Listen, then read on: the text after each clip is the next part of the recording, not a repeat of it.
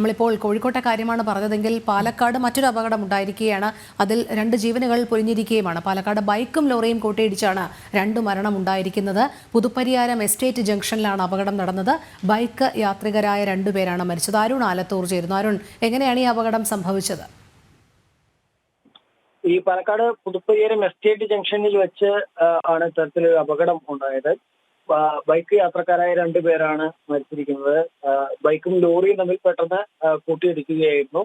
Bike കത്തി നശിക്കുകയും ചെയ്തിട്ടുണ്ട്.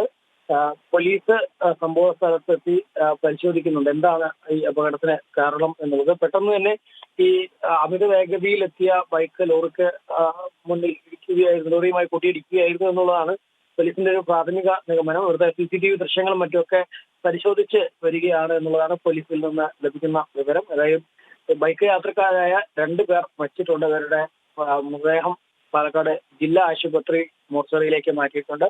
പോസ്റ്റ്മോർട്ടം ശേഷം മൃതദേഹം ബന്ധുക്കൾക്ക് വിട്ടുനൽകും.